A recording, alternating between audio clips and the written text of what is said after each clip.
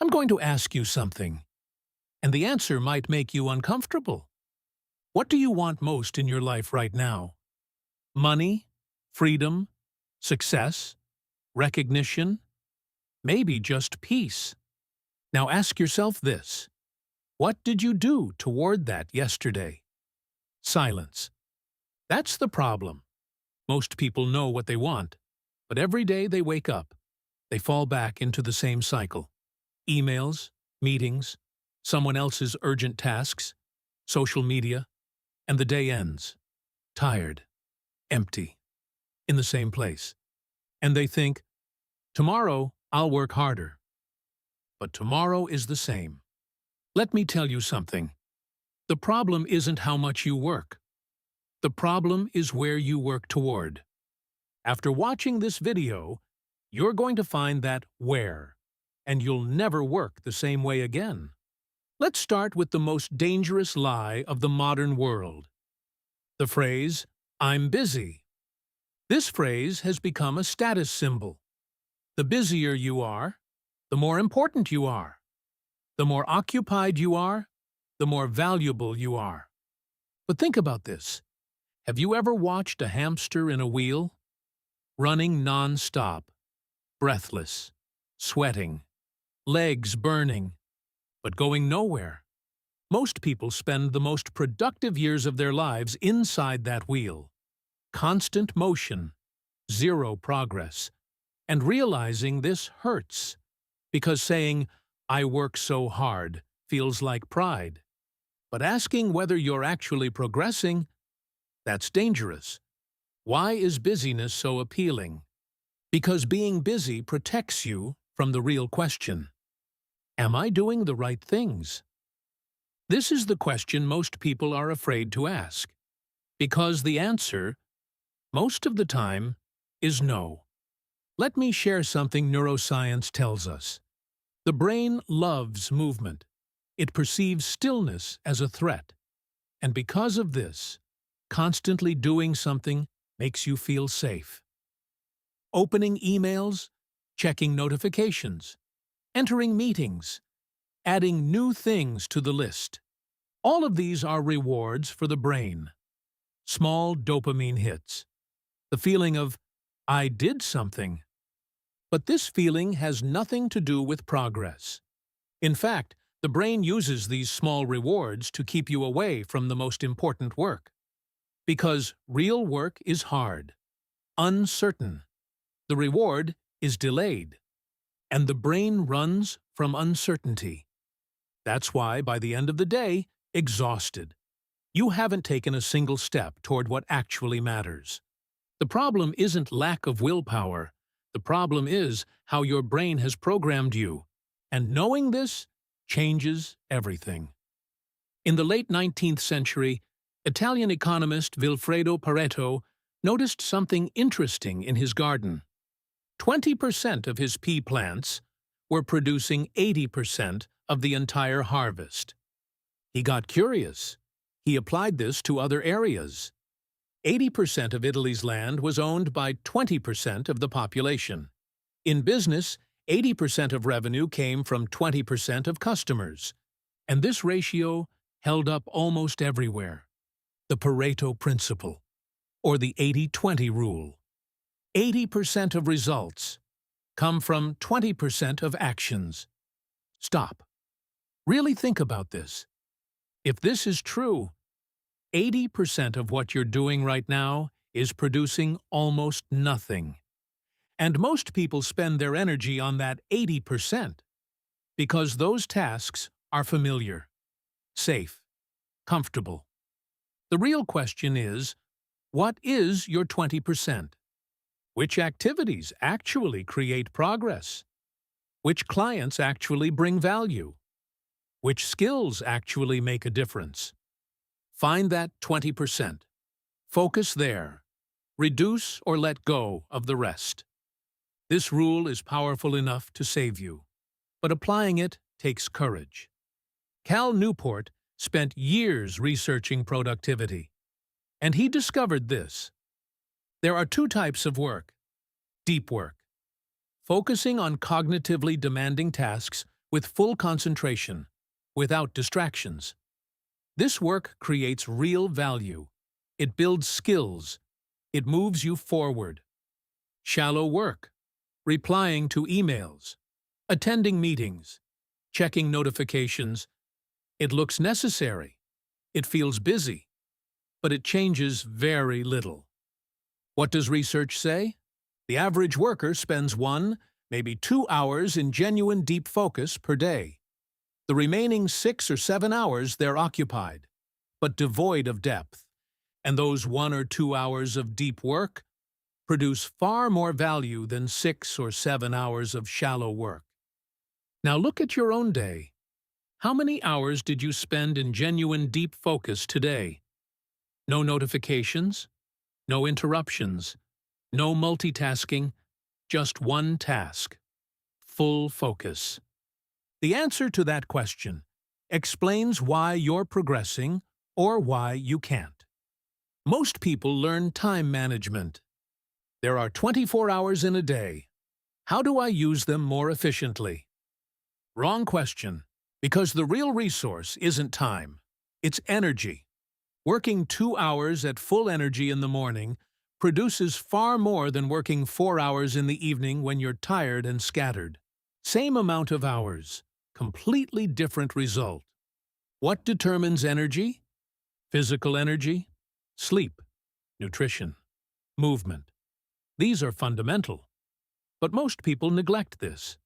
They think sleeping less means gaining more time. In reality, they're spending more hours at lower quality. Mental energy. Every decision you make costs a little energy. Hundreds of small decisions per day. And by evening, there's no energy left for big decisions. That's why many successful people automate small decisions. Same outfit, same morning routine, saving mental energy for what matters. Emotional energy. There's an unresolved conflict. A relationship is strained. An anxiety is lingering in your mind.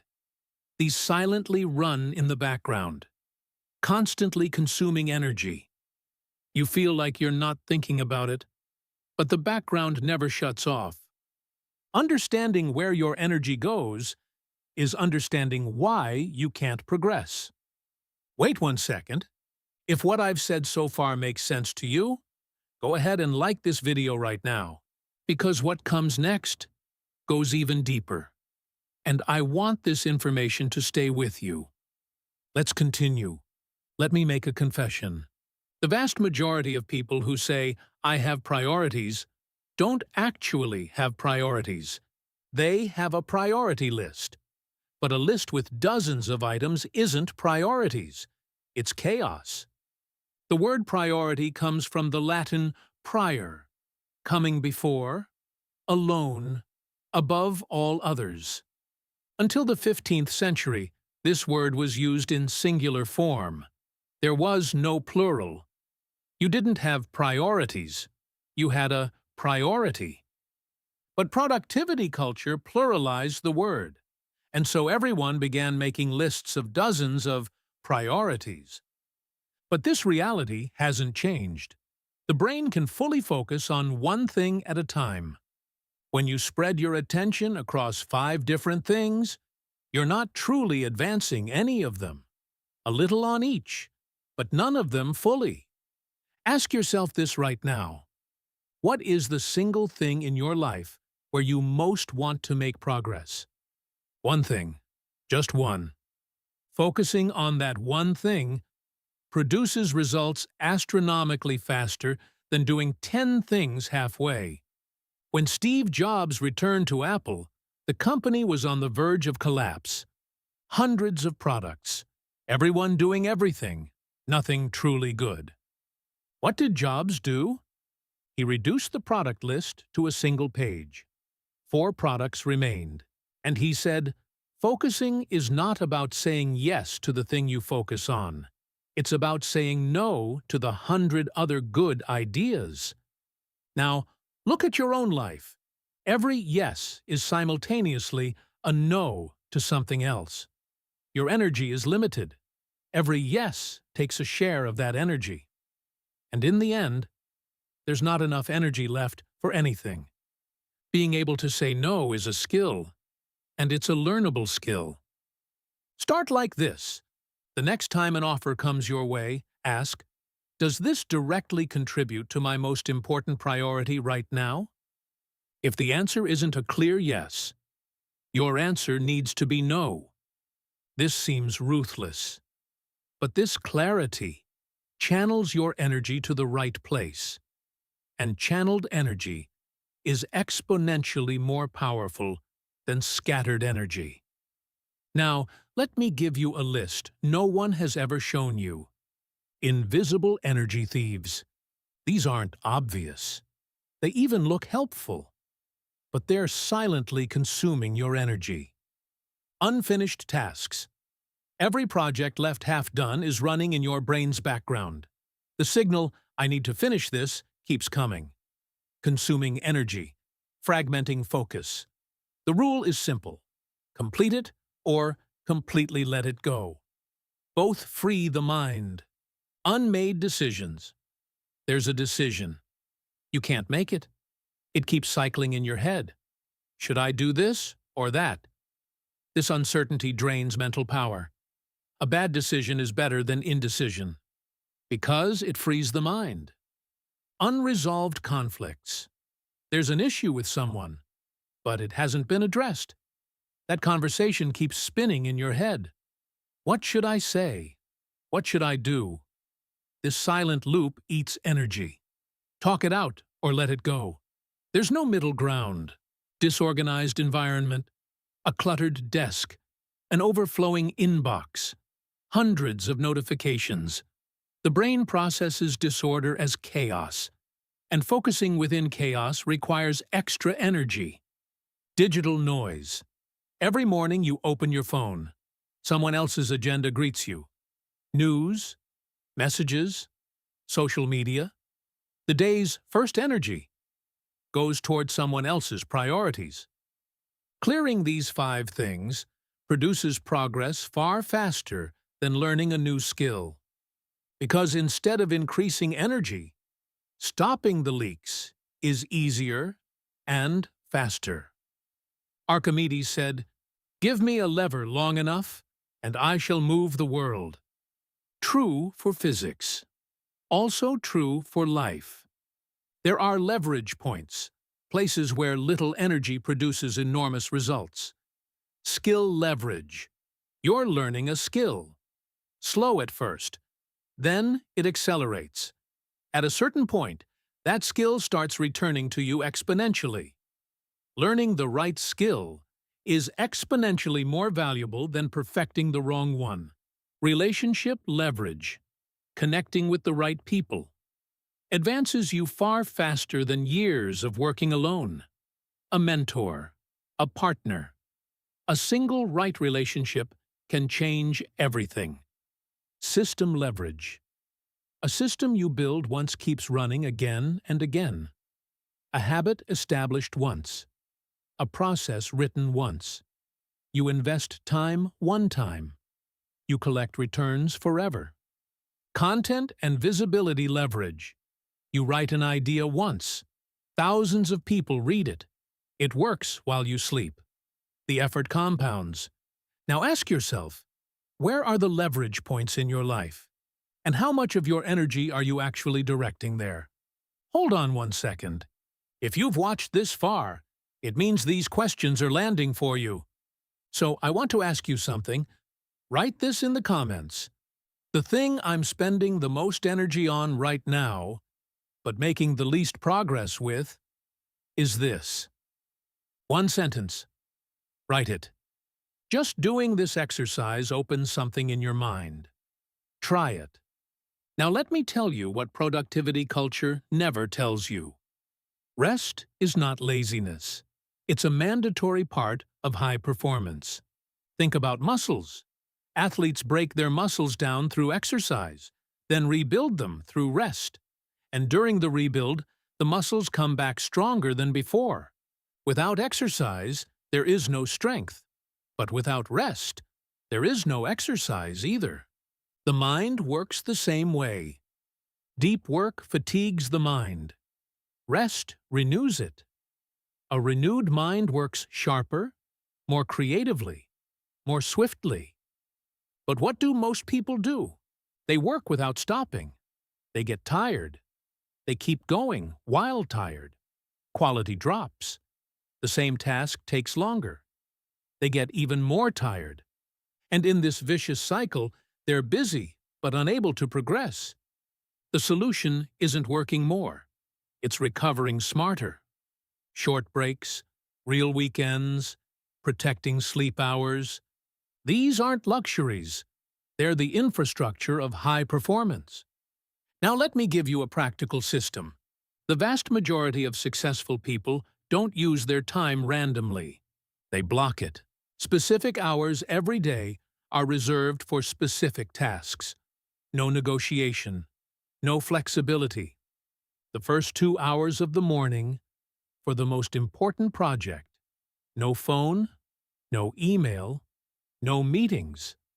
This block is sacred. Why morning? Because mental energy is highest in the morning. Cortisol levels are elevated. Attention is fresh. No one's agenda has invaded yours yet. As the day progresses, decision fatigue accumulates. Attention scatters. Energy drops. That's why the most important work must go in the morning. Important work pushed to later usually never gets done. And protecting this block, protecting it no matter what happens that day, is the most critical test of discipline. Let's bring it all together. There are people who work less and achieve more. And these people aren't lazy. They're not lucky either. They're doing something different. Instead of being busy, they focus on what matters. They work deep, not shallow. They manage energy, not time. They say yes to the right things, not everything. They clear their energy thieves. They invest in leverage points. They take recovery seriously. And they design their days by blocking time. This list looks complex, but at its core, there's just one thing: being selective. The conscious choice not to do everything. The conscious choice to do the most important thing. This choice sounds simple, but applying it in daily life meets constant resistance. The pressure of urgency. Everything looks important. Social expectations.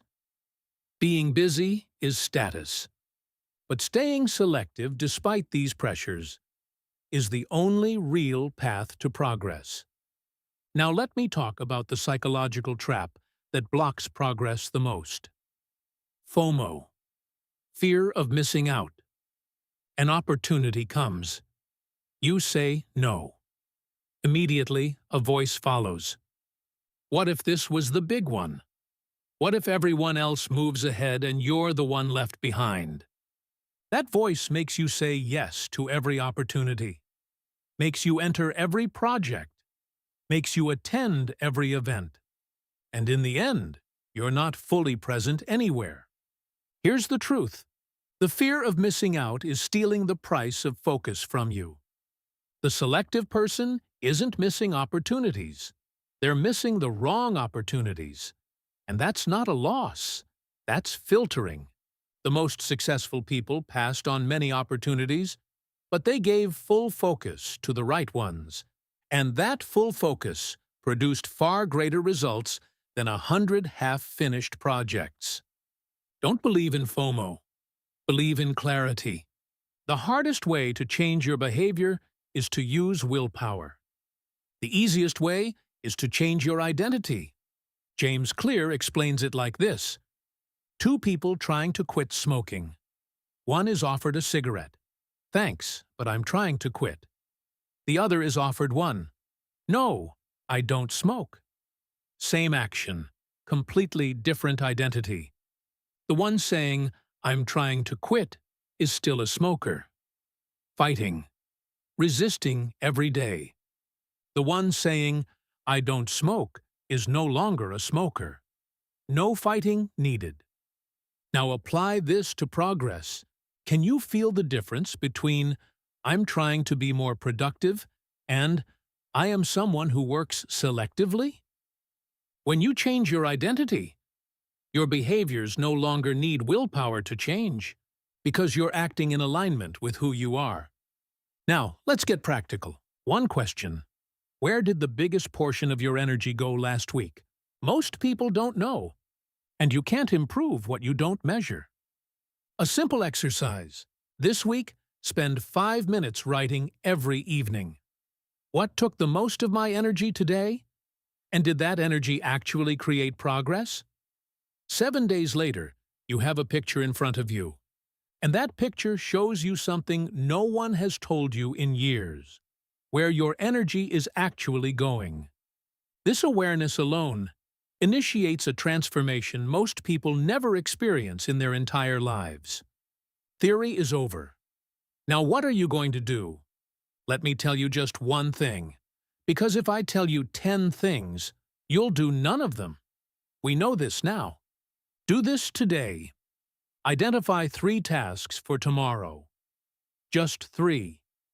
And the first of those 3 should be the most important thing you can do that day.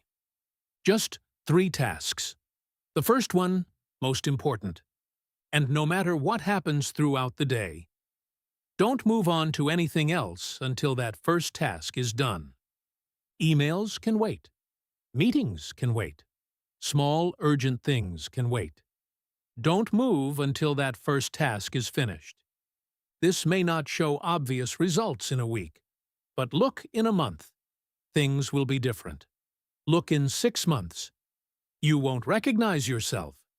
And a year from now, you won't be asking, I work so hard, but I'm not progressing. Because you will be progressing. In life, you don't get what you deserve. You get what you direct your energy toward. Sit with that sentence. Deserving is passive. Directing energy is active. Working hard isn't enough.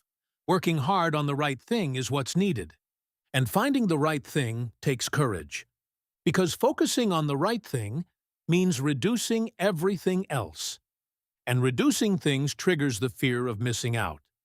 But when you're selectively courageous, your energy accumulates. And accumulated energy, directed in the right direction, becomes an unstoppable force. Work hard. But more importantly, work hard on the right thing. You watched this video all the way here. That already shows you're someone who is selective. But now, there's one more step. Right now, write this in the comments. The first thing I'm going to do tomorrow morning is this. 1 sentence. Write it. Because writing isn't just thinking, it's deciding. And a decision is the most solid bridge between intention and reality. If this video made you think, like it and subscribe. In the next video, we'll be talking about this. Why are some people unhappy despite having everything? And the surprising science behind real fulfillment. Don't miss that one. See you.